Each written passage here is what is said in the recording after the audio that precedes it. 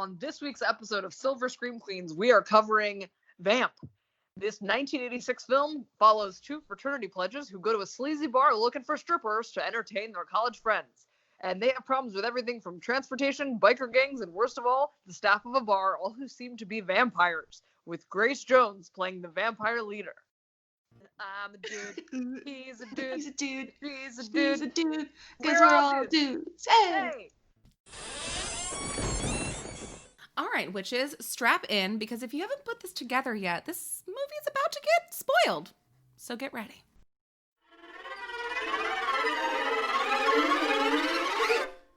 Emily, I'm sitting in my basement with a cat who, every time we calculate her age for the last 4 years, has come up as 14 years old. Aww. I think she solely lives on spite. I should hope we all would. I am Blaine, and today I was reading reviews for bidet attachments, and I found one that there was like 9,000 great reviews, and then there was one that was just Poopy? No stars. And this woman was livid. She was like, my ass is still dirty. She was in any of the crevices. She was pissed that the water pressure was too hard, and she was like, God forbid I get it in a hole that I'm not supposed to. What? This is How many holes does she think she I has? know. You know what I call it when you poop and the water like hits your butt? It's Poseidon's kiss. Is what I call it. I played a game with my niece, and it was Roblox. Of course, the people who won all the games had, like, dragon names, usernames, like Dragon Lover, and, like, Dragon Friend, and, like, Dragon Rimjob. Of course, these people are winning. My 7-year-old niece had so many friends on this Roblox account that she couldn't add me and Travis as her friends. So I hear my brother-in-law in the background being like, I'm removing Abdullah 73. I'm like, you better remove Abdullah 73. I wonder why he picked 73. They had the recipe for a fantastic movie. Yes. It's a shitty From Dusk Till Dawn. Yeah, that's exactly what I thought. Exactly. Now, granted, this predates From Dusk Till Dawn, so, like, who directed From Dusk Till Dawn? Quentin. Oh, yeah. So, Quentin Tarantino watched this movie and was like, I could do it better, and then guess fucking what? He did. Literally, anybody who had done acid once could do better. Something happened, and it went to hell in a handbasket from minute one. They did Grace Jones dirty. They should have done her Aaliyah style. She should have been the goddamn queen. Did not speak a single word in the whole film. So, fun fact, I talked to my dad briefly after, and I explained some of the movie. I didn't want to go into it because I didn't want to make him sad about more things. Fun fact, she was dating Dolph Lundgren of Rocky II fame at the time. And Tina Turner was considered for the same role. I'm glad she didn't get it, because if they had Tina Turner and they didn't let Tina Turner speak, I would have rioted. Well, she would have actually killed people, so. Yeah, there was every opportunity to spotlight Grace Jones' greatness, and for what? For what? So we open on basically what we think is like a monastery, heading into, like, they're all in robes. They're heading into what looks like a church. And you hear, like, this monk music. It's like, oh. Like Latin. And, yes, like Latin. Thank you. As they're, like, leading the pledges into what looks like the stairwell to Vertigo, chanting, "Welcome to your worst nightmare, the supreme test of immortality," is about to begin. Which I thought was interesting. So all of these robed people walk into the room, and then all of a sudden you see nooses? Nices? Yep. Nices. No, nices is not the plural of noose. So multiple noose are out, and then they're being wrapped around these two men who are basically boys. And then, you hear some talking, and it appears that one of the robed people is lip syncing to a track, and then the track starts to skip. And so the two noosed men are like rolling their eyes and, oh my god, the track is skipping and blah blah blah. And then so they take the nooses off and they're like, well, fuck this, man, like I don't want to do this. So basically what we figure out is this was a fraternity pledge opportunity for these guys, they're like, we're not gonna hang ourselves just to prove this to you. Can we just notice that the leader of the fraternity has a substantial rope burn on his neck from having probably pledged? And it's like the only reason they stopped is because the guys were like, look, you're having a party tonight. Why don't you let us get whatever you need, and we will get you whatever you want for your party tonight. They decide on the stripper. Turn over to their dorm. Holding an entire payphone.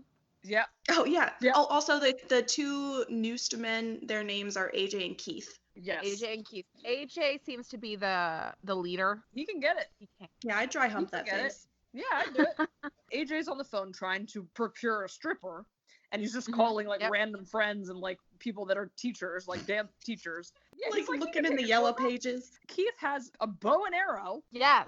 And He's just shoots fucking an with a apple. crossbow. And I'm like, why is everybody shooting and throwing knives and sharp weapons at their friends' faces?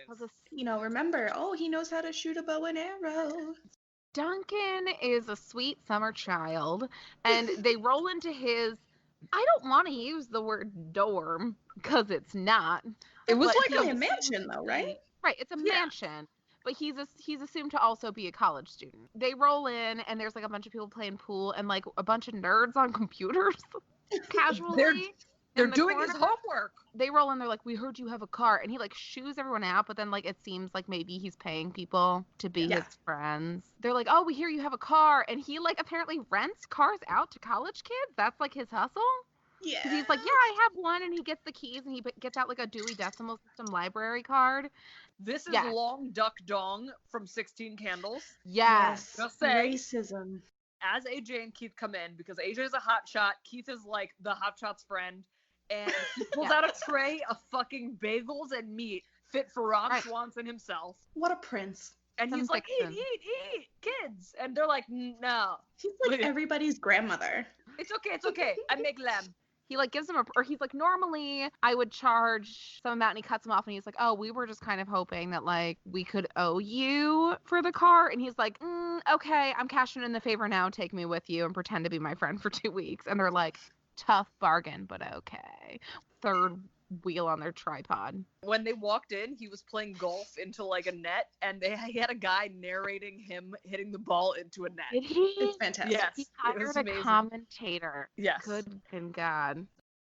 So then they go in the cherry red Cadillac, Duncan's cherry red Cadillac. Duncan is dressed like he's Zach Galifianakis going to Vegas. They're singing in the car that song, I've got a bad case of loving you, rather than playing the music on the radio. They thought that they were better than the fucking radio. Do you know what I bet you? The movie couldn't afford the rights. That's it. I guarantee it. They couldn't afford the rights. Yep. They were like, how about you guys just sing? You're college men. Why wouldn't you have a duet in the car? On their way, they pick the dark place and decide that that's the winner. After dark. Where they're going to get their stripper. Oh, after dark. Thank you. The only indication they're in the inner city is this guy comes up to their window and says, 12 socks for $1.50. And I'm like, fuck yeah, socks are expensive. Before they get to the diner, they get almost into a car accident, and they're spinning. The car spins for like 40 fucking minutes before it ends up in this alley next to the diner. Casually. Like, how did they spin for like 4 miles? Literally. It's fun. Like, on their way to the strip club, they stop at like a diner or something. Yeah. They stop and eat. The guy who owns the place like suddenly just starts to dress like a priest. Yes. Yeah. He's like, it's 9 o'clock. Let me put my stole or collar. I don't know what's the necklace. And three people roll in. One of which is like the leader of which is an albino. And your girl is loving on a Twizzler. She is sucking that Twizzler like it's gonna pay the rent. Can we just talk about the teeth in this film consistently are the biggest fucking jams I've ever seen. Also, Jesus, I thought everybody got their teeth from the UK at some point. Like, no, they Jesus. got their teeth from the cast of Tiger King. Keith and the lady that's sucking the Twizzler dick, they're making eye contact. She winks at him, and the way he winks back is like a scripted wink, in so much so It reminded me of a very quick story I'll tell. In high school, I was walking with this girl in the hall, and this guy was walking past us, and he tried to wink at her, but he was probably preemptively planning it so hard that it looked stroke-like, and she literally was like, "Are you having a stroke?" Also, I would kill for a Twizzler dick. The Yes. magic that baby would work. Just a fun fact about Stephanie, we could be getting sandwiches at 11 a.m. at a local deli, and Stephanie would order 3 shots of Fireball. And Prosecco. Yep. I'm like, just one. I'm like, Stephanie, I'm pregnant. They get into the vampire and fraternity dude fight. So they go over to AJ and Keith, and Snowflake says, or Snowball, whatever the fuck they call him, Snow, tells AJ and Keith, like, "Oh, do you see something that you're like don't like?" And it's like, "Yeah, this bitch has fucking fangs." They get like this Arabian Nights looking knives out. And they can't even get the right knives. Like, this is how bad this movie is. They can't even get an appropriate knife for a vampire. They just have the one that, like, recedes into itself when you stab it, like beautiful. A toy in the 90s. Yes. AJ is a bad bitch, and he gets up and he grabs Snow by the nuts, throws him against, like, a fucking player thing that you would play music on in, like, a diner, and then Duncan's taking a shit, and he comes out of the shitter. The amount of time AJ spends on Snow's dick. Oh, he's like whispering in Snow's ear, like, I can do this all day. The homoeroticism of the 80s is just alive and kicking. Guys, it's look, beautiful. All I wanted out of this film was a soft orgy, and the best I got was some homoeroticism, so fuck it. Technically, there are 2 nuts, so that's like another person. So AJ, Keith, and Duncan, Long Duck Dong, pile into the cherry red convertible, and they head to After Dark. And Duncan is outside singing "I'm in the Mood for Love" because they're naked. Yeah. And AJ goes in to try to track down a stripper, quickly followed by Duncan and Keith because they are like, "Fuck it, let's just go in." Duncan decides he needs to go inside. They've all clearly never seen a human woman's butt before. First time you went to a strip club, how old were you? I think I was 22. Okay, Blaine? Probably. I was 27, and it was by accident. Okay. Oh, in China. Yes. Yep. Story of the missed communication. Yep. I was 20. Was your first strip club male or female performers? Male. Female. No, not true. Mine was male and female because it was in France. Gender is a spectrum. So they go inside, and this guy that is the host / bouncer is wearing a pink ruffled suit and shirt, and it's amazing. He checks their IDs, but he's actually just checking to see if they have money, which I like the honesty here. I do too. He was like, "I'll let you in if you had dollar bills, bitch." And then he's like, "Do you want to sit at the table or a bar?" And I'm like, "This is very high service for such a strip club in the middle of nowhere." Right, like, you see the tits, help yourself. Emily, describe the first stripper on stage. I think she's a gas control worker. Construction. She isn't a sanctioned hard hat. And I don't know if those shoes are code. She's wearing a onesie that has been mauled by a tiger from the Captain Tiger. Yes. Joe Exotic was there. Emily, that was the most Liz Lemon I've ever heard you. The stripper shoes in this movie, it's kitten heels all the way. A G-string licking her beehole, and she's like, I better have a sling back. Wear your tightest G-string right up the asshole. AJ is at the bar. Keith and Duncan are at a table. A waitress excitedly waves at Keith, and he's like, "Who the fuck are you?" And she comes over to him. She gets a disapproving look from Pinky, the manager. And she says, "My name is Amaretto," insinuating, like, I know you. And it's like, "You're not Santa, bitch. I don't fucking know you." The saltiness with which Keith handles Amaretto, sweetheart, you are in no position to be shooing women who are excited to see you away. But, like, take a look in the mirror, take a look at your dick, and realize nobody wants that. Well, and then Duncan is like, "I would never forget her." The club manager announces, as the stripper that was the unaudited construction worker leaves the stage, he says, "Leaving the stage, builder of major erections." And I want that to be the name of my autobiography. Major erection?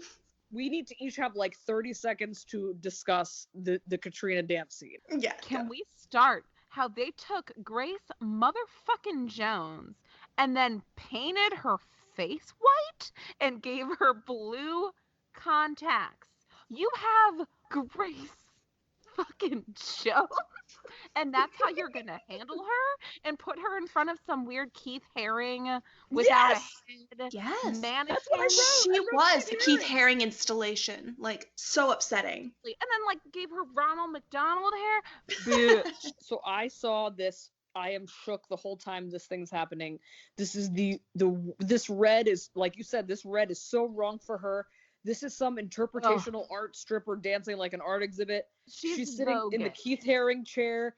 She unzips her dress. She has this fucking zebra stripe pattern on her whole body. She like fake orgasms and fucks this chair. She gives and receives oral sex, baby. This was actually the worst thing I've ever seen, and they acted like Yeah. it was the best thing.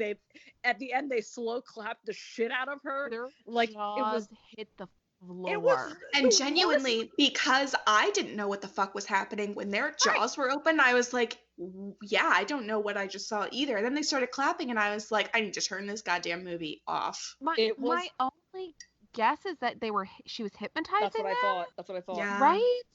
I wish we had that power to dance really shitty and people think it's I amazing. have that power. I have never been less turned on than watching, and it's fucking Grace And Jones. Grace That's the problem. Jones! She is the dream woman. And Mhm. this was 86, so she was like voguing. In her Was prime. in it. She was Fashion Week. She was everything. And they were like, you can be in it. We're gonna paint your face white. We're gonna give you blue contacts, and you can't stop. The now. song she dances to was actually sung by her, but was never released. It is called, it's from a reworked version titled Seduction Surrender on her 1989 album Bulletproof Heart. She's not that That's bulletproof. amazing. You'll find out later.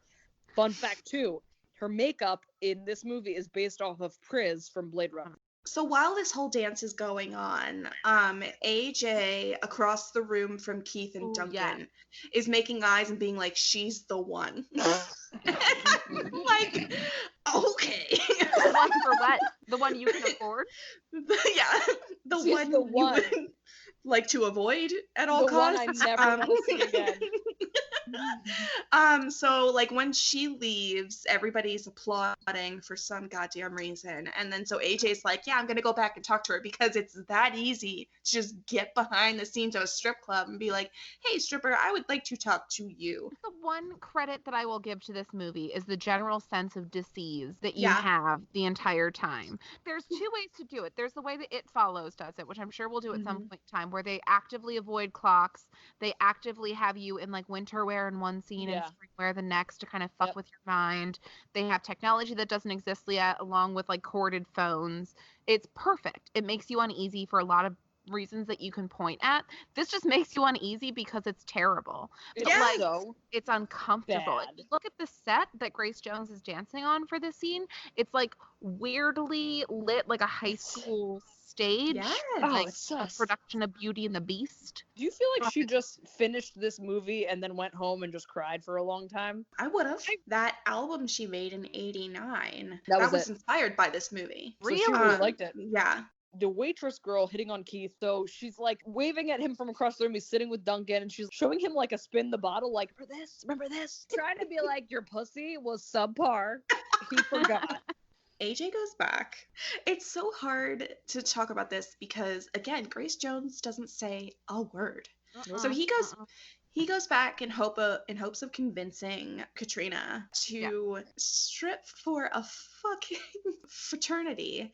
And so Yup. he approaches her. She basically immediately is like, ha ha ha, and pins him down. And starts like Hold just on, let me licking. open my pants. Oh, do it. Do Okay, it. I'm ready. I'm ready. got those I forgot pants? I'm not All wearing right. pants. Really quick, just on the way Yes. back there's the two dancers who are doing their makeup through a fluorescent frame because they're Yep. not using mirrors. I enjoyed that. adorable. I Yeah. did I liked enjoy that a lot. that. Yeah.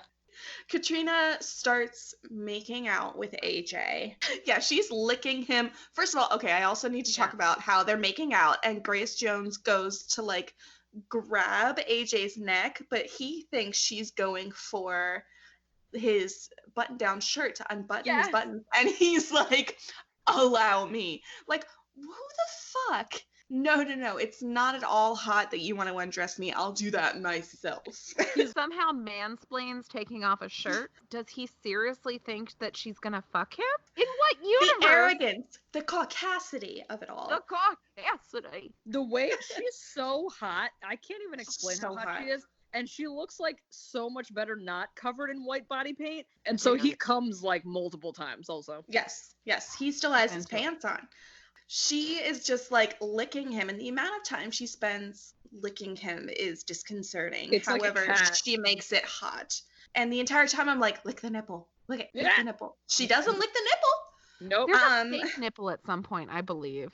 Oh man, that's hot. Oh, I'm so excited. Like one of the like close-ups of a nippy does not look real. Why would they do that? Genuine. It's either fake or he's got some weird ass nipples, man. That's not where they needed to spend this budget. Okay, they needed to They're get like, real we have nipples. $11. Should we buy fangs or should we do a fake nipple? When I need a spare nipple, I just use one of my dogs. She looks so much a la Dusk Till Dawn vampire. She goes full vamp, and I just want to say, I hate these vampires. Oh, it's they the don't worst. look good at all. No. And I know vampires are monsters, like from top to bottom, they're monsters. But the culture of vampires is sex. You would think that something about their monster form would be attractive, and this just isn't. Yeah. I'm also, there's some reason or another, I feel like the makeup they did to Grace Jones in vampire form was vaguely racist. Also, just a quick note, there is a lot of like ancient Egyptian reliquary going on everywhere. Yeah, there's like a sarcophagus. And also a there. Mondo ass fish tank. Just PS, she loves fish. Yeah. Also, can you just imagine her casually feeding her fish? She eats that neck like a fucking burrito. She drains this motherfucker real hard. Hard. And she like licks it. She licks the cut. She's licking. She does a great job. She really She does. is acting her ass off. We switch to Keith is going to take a piss. So fucking AJ's dead. Keith's going to take a piss, and this large, gloomy looking man lumbers out of the bathroom stall without his shirt on. And this, look, this movie was a whole bag of shit, but there's like a few little pieces of good turd in this bag of shit. So this scene is, he has tiny marks all over his back, like he's been laying on a bed of needles a la Sleepy Hollow style. Vlad. Keith is kind of like, okay, and this guy has no shirt on. It's like, why are you going to piss and take your clothes off? And also, every 5 minutes in the bar, they keep saying, really drunk guy, anybody want to claim him? Because these people are clearly dead because they've been eaten by vampires. Yes. And you see the scene of a stripper with them, and they're like about to kiss them on the neck, and then they leave. And then a minute later, it flashes back, and they're like, guys, drunk here. Drunk guy, yep, he's just drunk, not dead. The guy in the suit, I don't know if he's the manager, but he's like, we're introducing Dominique to the floor, which I don't know if we get to see Dominique or not. Oh, she's hot. She's a dominatrix looking chick. So Keith casually tries to eat a cockroach because the guy's snacking on him. You think it's a bowl of mince because he's eating them the whole time. You look down, there's this crystal bowl full of cockroaches, and he's like, you know what? Fuck it. I'm out of here. This is a bridge too far. Excuse me, rude. These are not your snack. 2, these are cockroaches. There is no way they're staying in a shallow dish for this long of a time. Unless he's sedated them or hypnotized the cockroaches, which may be funny. But I don't think he's a vampire. I think he's a minion. I think he's a minion. That's the thing in vampire lore, that their minions eat. But also later, he ends up having to drink blood. Right. And like that to me does not resonate with minion lore. I thought it was a familiar. No, you're absolutely right. None of it follows barely anything, except there's a couple things that it follows. No, they cherry pick. Keith runs into the girl that took AJ backstage to meet with Grace Jones. And he's like, where the fuck is my friend? I want to get out of here. And she's like, oh, what friend? She's like, oh, you led somebody back. And she's like, no, I didn't, but clearly. She's like, I don't even work here. Where are we? This is an alternate universe. Bye. Where am I? So Amaretto comes in and she's like, oh, I'll take him back. It's fine. So then the girl who had originally led AJ back runs back to Grace Jones, who is now being assisted by the guy with a bunch of scars on his back, Vlad, in getting rid of AJ's body. Oh, shit, we fucked up. He wasn't alone. And they're like, what? But of course, they don't give Grace Jones lines, so she's just like, and so clearly they have a code that it's only like vagrants or people that are alone. When Keith and Amaretto go back to find out where AJ is, she's like, oh, he probably left with Candy, the stripper. Yes. And who lived in the same building. Right. And then they go outside to see if they can find Candy. I mean, to see if they're going to go to the hotel, right? So and they just leave Duncan. They leave Duncan there. He's like, you stay here. He's like, Duncan. I'm totally fine with it. He's fucking having a blast. I don't know about you, but I assumed Duncan was gonna die then. I was like, he's gonna get eaten. That's it. That's the end of Duncan. You know what? I actually thought he was gonna live the whole movie. I really did. I thought he was nice enough that he would kind of like be that person that got really fucked up and didn't remember anything and just made it like, oh, what happened? I was asleep. Like, I swear to God, that's what I thought. I did not expect what happened. And they're gonna go try and look for AJ and Candy. Ugh, yes. And Keith sees the fucking guy Vlad with the body bag coming out of the strip club, handing a tow truck driver a bunch of car keys and wallets.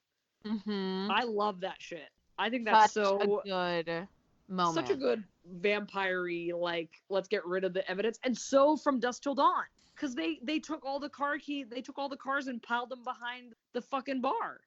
Also, I do want to mention that while Keith was talking to Allison about, like, oh, he probably left with Candy, her spaghetti strap keeps falling down, and he keeps lifting it up for her, which I think is creepy. That is literally the thing that I wrote that I thought you guys were going to be really mad about. While they're, like, taking out AJ's body in that, like, weird laundry, buildings that are lit up in the background that are pink and green, and every time I see that shade of pink and that shade of green together, the Fairly Odd Parents and how it's Cosmo and Wanda, and I'm like, after you, Cosmo and Wanda, you're not being slick.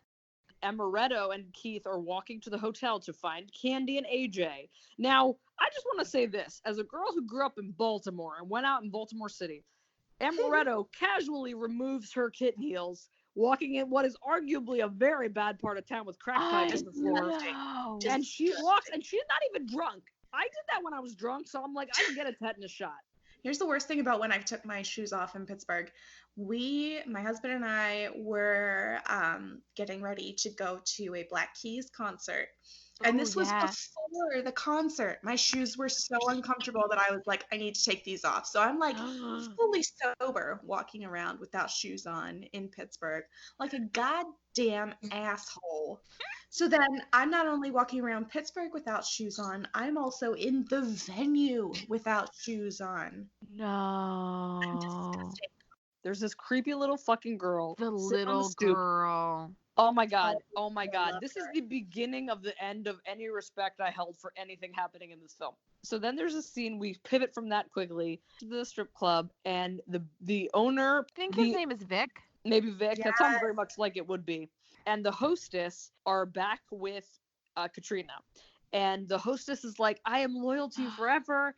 I will be with you. And Katrina, like, easily rips her heart out. And then the pink Vic pink suit guy says, I guess Vegas is out. They give that hostess a fake accent. It was an Asian accent? When, like, clearly she was putting it on. Yep. So they were like, oh, sound more like how you look, please. Shipping out of Bangor, Maine, Secondhand Bookery is your place to go for all first edition Stephen King novels. They're on Etsy, and Secondhand Bookery is where you should be getting your quarantine reads right now. Listen, at this moment, they have a $20 first edition It printing. I mean, you don't find that anywhere. Not only do they have Stephen King, they have Owen King, they have Tabitha King, they have Joe Hill. So the entire family is in one Etsy shop, Secondhand Bookery. You can find them on Twitter and Instagram, and I'm sure anywhere else you go. That's Secondhand Bookery. Have some fun. Enjoy your quarantine. Be safe.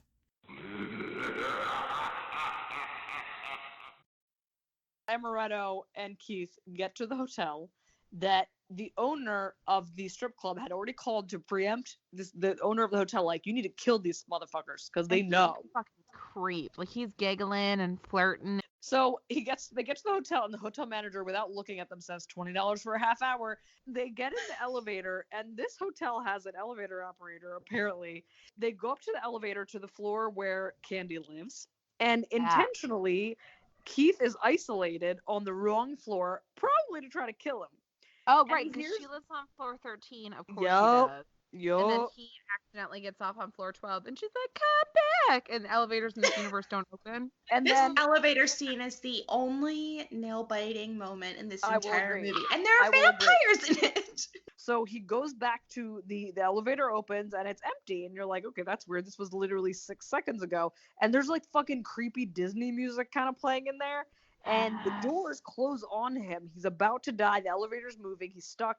And he actually, the only clever thing is he grabs the fire hydrant and stoppers the elevator to escape moments before the elevator would smash the shit out of him. And by all accounts, that elevator should have killed him. Oh, for sure. Oh yeah, that was a For Final sure. Destination moment.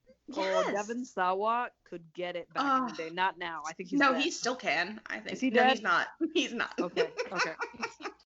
He goes downstairs and everyone's kind of gone, leaves the hotel and catches up with Amaretto. He goes through this list of how he had a really bad day but delivered so poorly. I ate a cockroach. I had to go to a really bad diner. This woman hit on me. And my friend is probably dead. But he saw his first pair of titties, so like that's nice. Amaretto keeps trying to turn it around still. She's like, I wish you just like wanted to hang out with me though. I'm like, we're literally about to die. I don't care. Can appreciate Amaretto as a person. I think she is probably fantastic. She is so fucking annoying in this goddamn movie. The things that are annoying in this movie are Amaretto's personality and the way Keith treats Amaretto on everything else. Ambiguity with the other gang. I don't get who they are or why they are. Nope. Are they like two separate segments of vampires fighting against each other for ultimate rule? I don't know. I just want a definitive yes or no answer from the makers of this movie. Are they vampires or are they not? Because genuinely, I don't believe they are. Yeah. So Duncan is at the club and he is drunk as fuck on the Miller. He goes up to this one stripper who looks like she's in her mid-70s and he says, "Hey babe, what time do you get off? Can I watch?" She's not getting off with anyone like you. This is when I actively root for him to start dying. That's the thing. I give no shits at any point. Like, I'm rooting for the vampires. I would like to make the case for, honestly, I don't see a big problem about being a vampire. They are active recruiters. They have a purpose in undead life. They seem to be sexier. Their sex life is off the charts. Like, down. You have me a vampire stripper. I'm done. In kindergarten, you had to like write yourself a letter, your future self, and then you got it sent to you if you stayed in the school district. And like, again, I was poor, so like this bitch ain't changing school districts. Oh my god. So I got it when I was 18, and it was like, "What's your favorite food?" Grilled cheese. Same. It was like, "What do you want to be when you grow up?" And I had 3 options, and it was either the pink Power Ranger, check, done, obviously.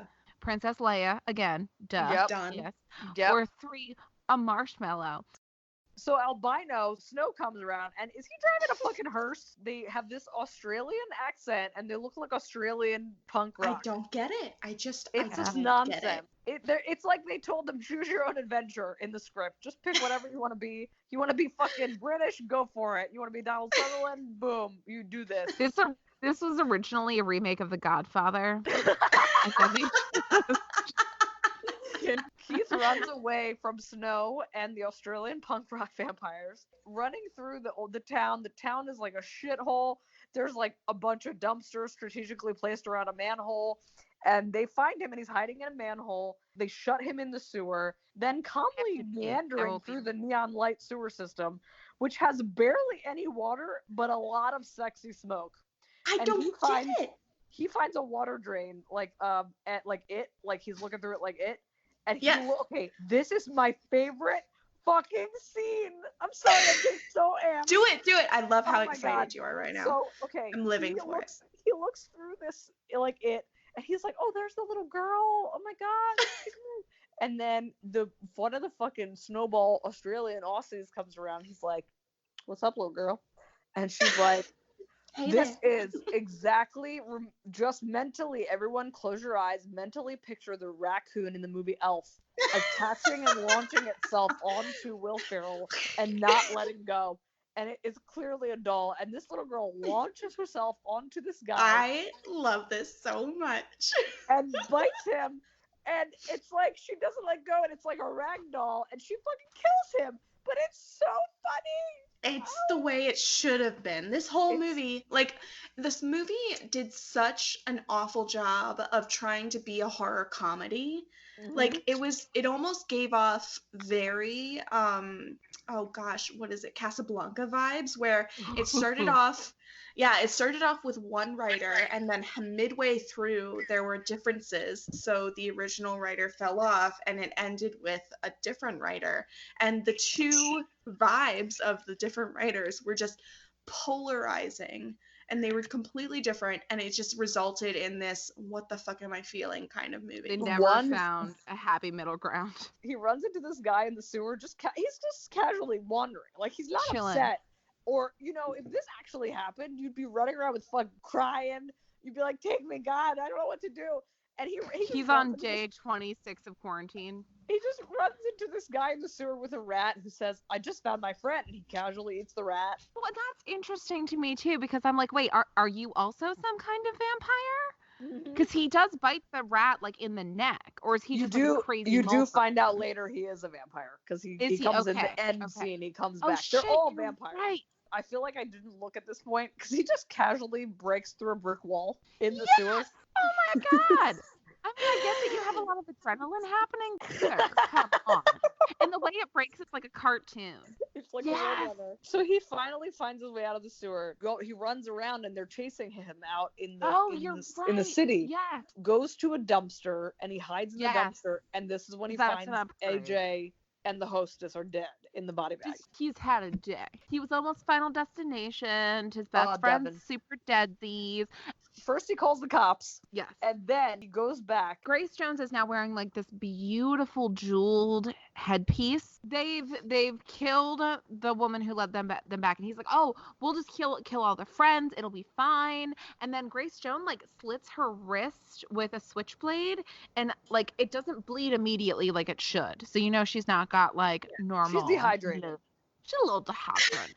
She presents her wrist to Vic. Pink suit. And he starts drinking the blood out of her wrist, this is what confuses me. Is he a minion? Because in vampire lore, you become a vampire by drinking the blood of an active vampire after being bitten. That's just how the transformation works. Or in some shittier works, just by being bitten in general. But that's I feel like they're making it up as they go. One would envision that she may have made him dependent on her blood, but based on what he's wearing, it's really old-fashioned, like 40s or 30s. That's true. Something. He might have been, When he's drinking her blood, before that, he says, what a nasty habit. And he also brings up, again, opening a club in Vegas. Which, do we know where they are? I don't know. I would believe that it was one of those, like, outskirts of the desert kind of towns. And, like, honestly, Vegas isn't big, but Nevada is. True. So like it makes sense that this guy like from the Rat Pack was trying to make his way to Vegas to make it big. That's true. And he got stuck in this strip club or whatever it was at that time. And like this is still kind of a nearly undead dream of his. So then after he sucks her blood, he tells Vlad, the guy in the white shirt. Vlad is like the dumb helper. Vlad is the Igor. He tells him to bring back the trash.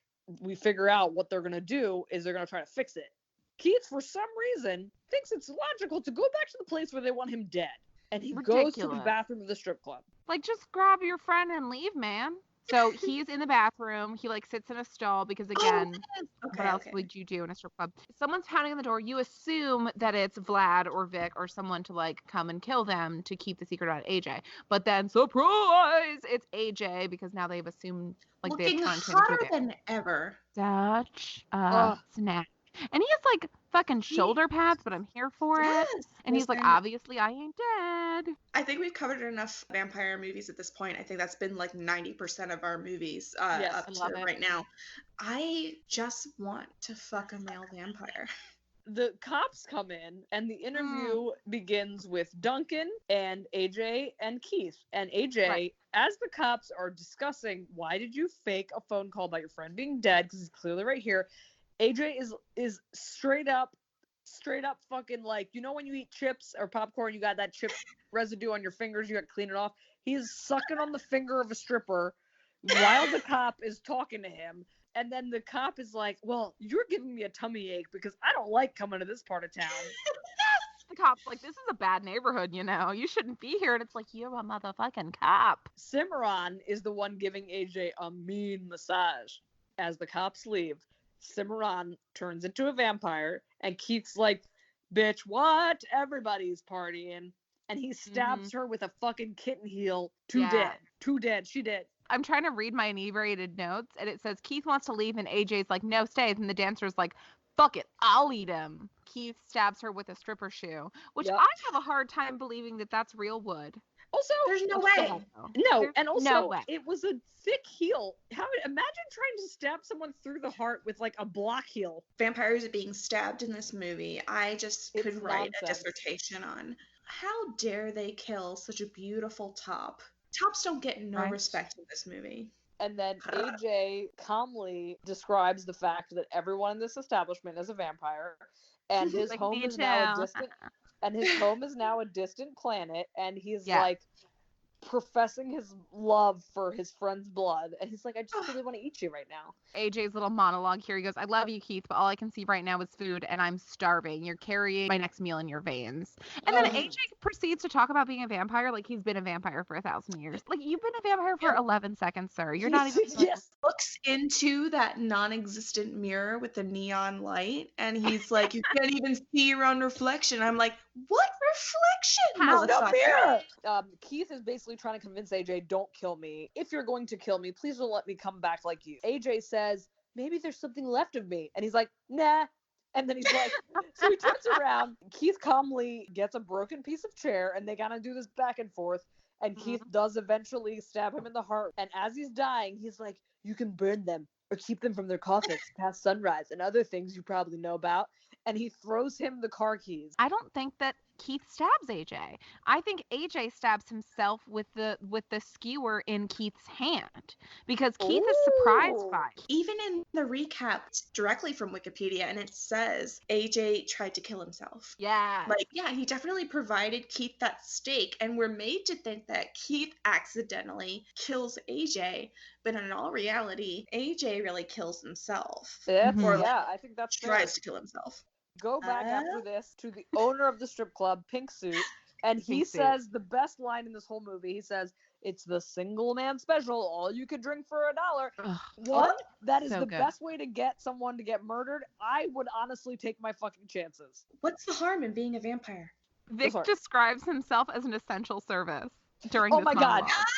He's waste management by aiding in the murder of the scum and degenerates of the town. He proposes that Vic buys him a last drink, and he's like, they do it in Vegas. And he's like, well, fuck if they do it in Vegas. I feel like he has a friend named Luigi Gabagool. So he's like, just the whole is it brandy or something? Something high he orders. And he's like, let's get 2, make them doubles, make them triples, and then leave the whole bottle. And he's like spilling it all over the place. Like, take this and spill it everywhere. She's like, no questions asked. You got it, mister.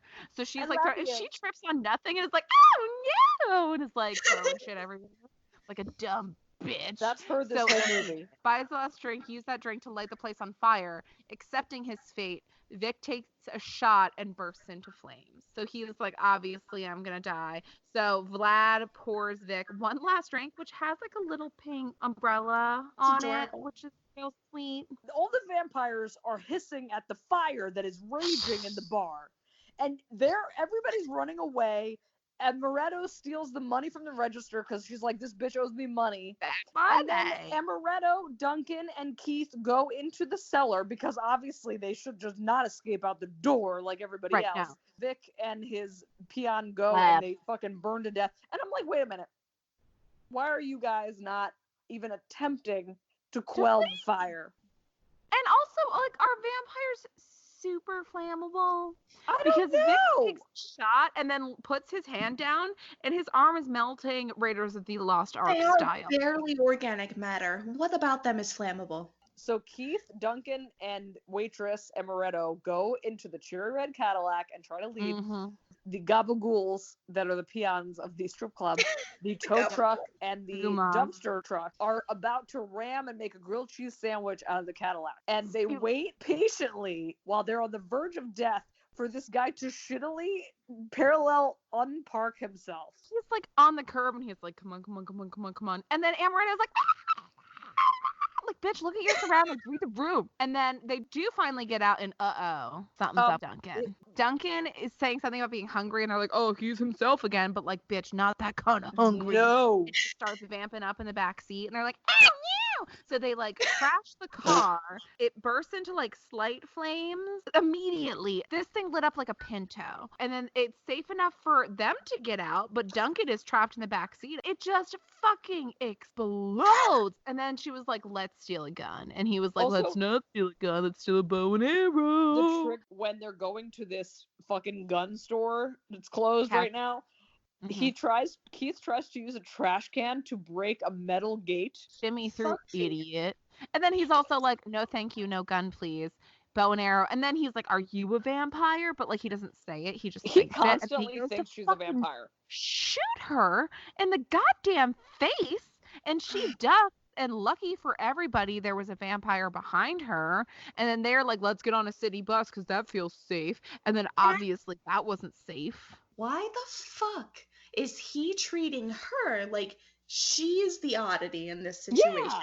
When in all reality, he's the fucking scrawny chicken chest He's the high worst. school kid who somehow worst. just sauntered into a strip club and she's living her best goddamn life. They've gone to the bus. Everyone's a vampire. They're gonna run back Everyone's into a the sewer. vampire, and they get the albino crew into fighting the vampires, and that's when the leader Snow goes, what gang is this? And then the little girl that looks like Annabelle Oh my god. fucking prairie dogs onto his neck and is like flopping around like a Raggedy Ann. And that is why I don't think that they're vampires, because he's like, what gang is this? Instead of like, what gaggle of vampires is this? What do you think a surplus of vampires is called? A chomp? What Yes.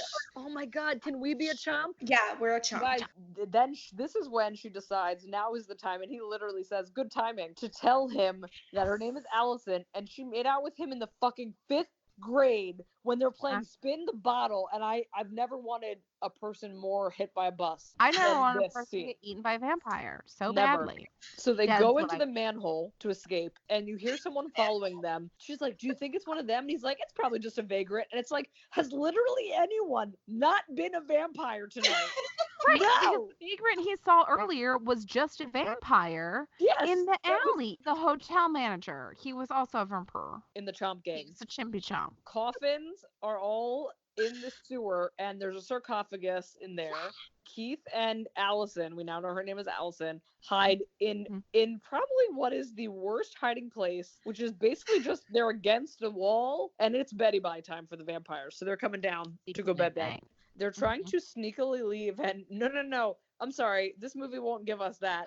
Allison scares her own self with a flashlight that works, and she awakens the dead, and is literally still trying to flirt with Keith. This instant they're all coming out of their coffins, she's like, "I just wish you would pay more attention to me." Somehow knocks over a barrel of gasoline, which like, why you sleeping so close next to In here. gasoline? Why is it gas? In the age of He is. movies like Vamp, we need Jackie Chan. I'm serious. If Jackie He's so Chan is a hero we all need right now.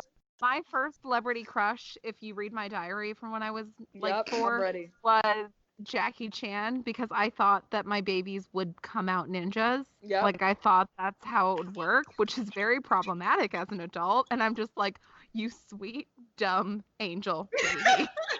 But I do maintain the crush. The only way best. that Jackie Chan is gonna die is one of his own stunts. The only man that could kill Jackie It's Chan himself. is Jackie Chan. Is Jackie Chan. Keith takes a lighter or match from Allison, and he's like, "I need this to light the vampires on fire." And even before the match has hit the ground, every vampire's on fire. In the melee, Allison is already missing because she is a dumb asshole. He still has his bow and arrow. And here we come to the magnificent, the majestic, the looks like Wesley Snipes in this scene, Grace Jones. She's about to like chow down on some Allison blood. And Allison's like, shoot her, dummy, because he has the fucking bow and arrow. But blood is like dripping on his finger. I don't know if it's from the actual bow. I think it's from him holding it so taut. Dripping. And he looks up and notices that there's like a little bit of sunlight coming through the slats above him. Apparently sewers are made by drop ceilings. And she's just like, why won't you just fucking shoot her? And finally she gets distracted enough by his blood dripping that her like, she opens up and he shoots her through the fucking mouth. Through the worst prosthetic teeth I've ever seen in my life. Ah, and then she gets stabbed through the chest, but it's with a metal like Yep. pipe, I guess. Not dead.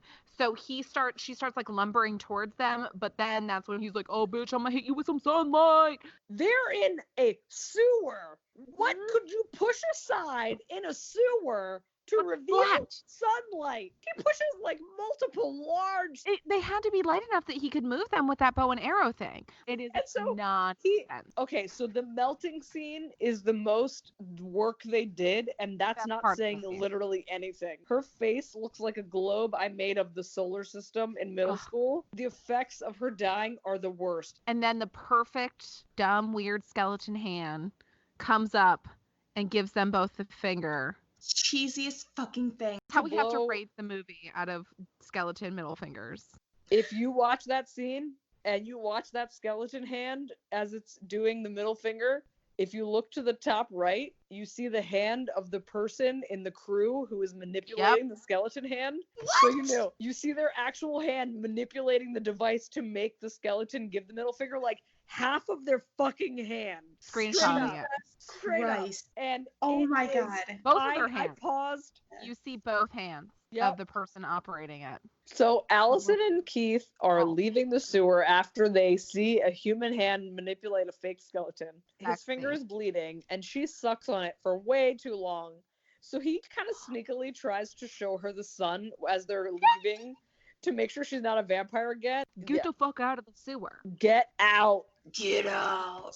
Surprise, Stephanie, surprise. It's Vlad. So Vlad grabs Allison's legs and like yeets her. Yeets her back down on the ground. AJ rescues them and he's like, "Ugh, the thing you stabbed me with for Micah," which again makes me feel like that fucking shoe should not have killed. And neither should the goddamn pipe. It's just for Micah. And then he's just like excused as a quote unquote good vampire. Because he lets them go. Keith and Allison go out of the sewer. You hear AJ in the sewer saying, "Hey man, there's always night school and jobs. I'll take a graveyard shift." And I'm like, oh, stab me in the fucking heart with the Formica chair. A rainbow fills the sky as they walk off together, totally not caring that Duncan, AJ, and all their friends are dead. The end. AJ's not dead. He's still shouting like he can do things. First There's of at all. least one vampire still left. He stayed out of his coffin past midnight. Clearly, he's been out of a he doesn't have a fucking coffin. I have a theory about this movie. I think what happened It's was, bad. you know, when you're like about to come and you're like